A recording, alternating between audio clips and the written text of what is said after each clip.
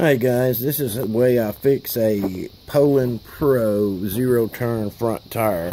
These things run anywhere from 125 to 200, depending on where you get them at.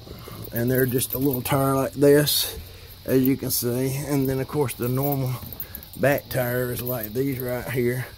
I'm not going to bore you, show you how to get off the tire. It's pretty simple how to get that off. So now let me show you what we're going to do.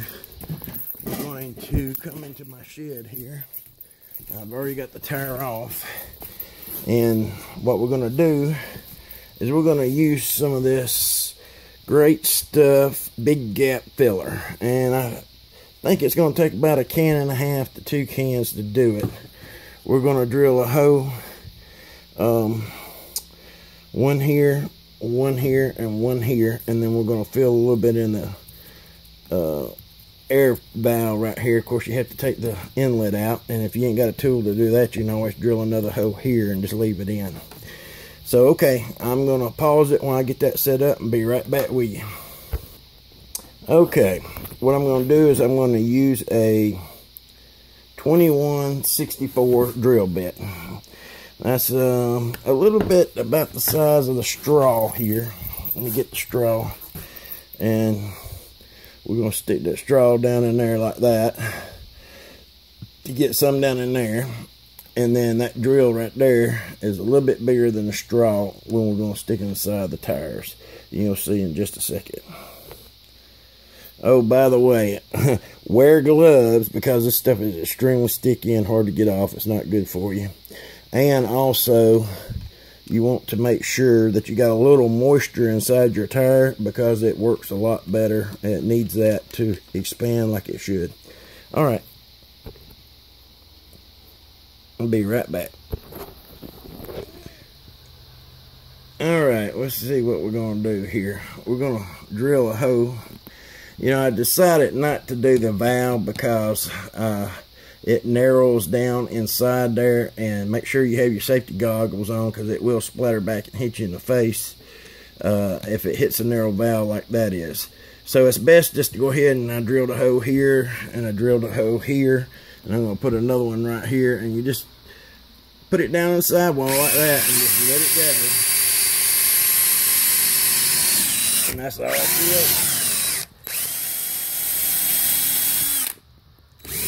Kind of hard to hold this and do it at the same time, guys, but that's all there is to it.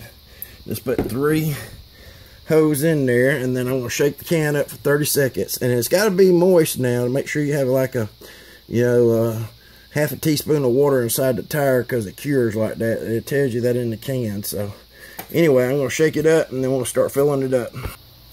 Okay, let's see how we're going to do this. We're just going to stick this straw, and we're going to try to just put it in there, and you screw this on there, shake it up for about 30 seconds,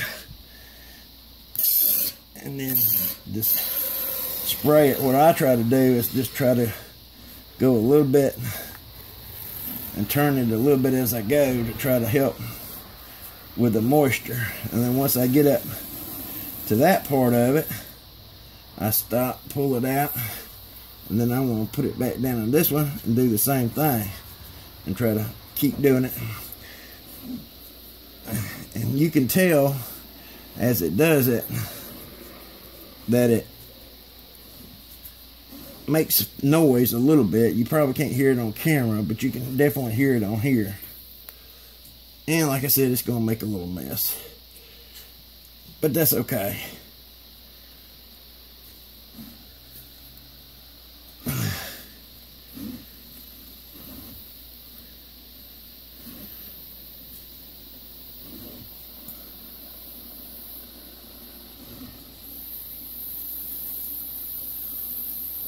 Alright, you see it coming out the other hose. That means it's getting full, guys. Let's let some of the air out of it.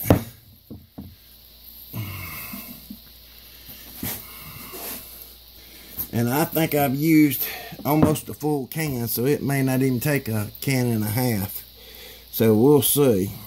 We'll let it get some of that coming out of it. It'll be alright. And then if it need to be, we can always put a little bit more in it. And also, you can take plug and like little sticks or something and plug it up so it'll quit oozing out, and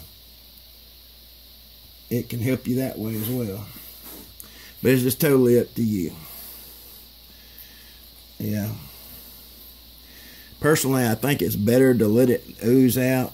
That way it will maybe form better on the inside. I have seen other people try to take sticks and stuff and plug it up. So I don't know if that's the best way to do it or not. You would think it would be better to let it ooze out on its own. That way, yeah, see, I'm getting water out, air out, and everything else out by letting it do that. You can see the water, and it will cure, like I said, a lot better when you got water in there. I've even got it coming out the valve stem here. And it looks like I had a crack in my rim there. Or maybe not a crack, but maybe a pinhole. So that's a possibility as well. But make sure you got plenty of paper towels for cleanup. And guys, you gotta let it sit overnight and cure, you know, before you even try to use it or think about using it. So we're just gonna wipe a little bit of it up, help it a little bit. Of course, it ain't gonna do much good. It's gonna keep leaking for a while anyway. So, but anyway, you get the idea, and we'll check back in and see how it does later. All right, we may have to make a second part. If we do, I'll show you then. If not, we'll see on the second part and show you how it works out. Thanks.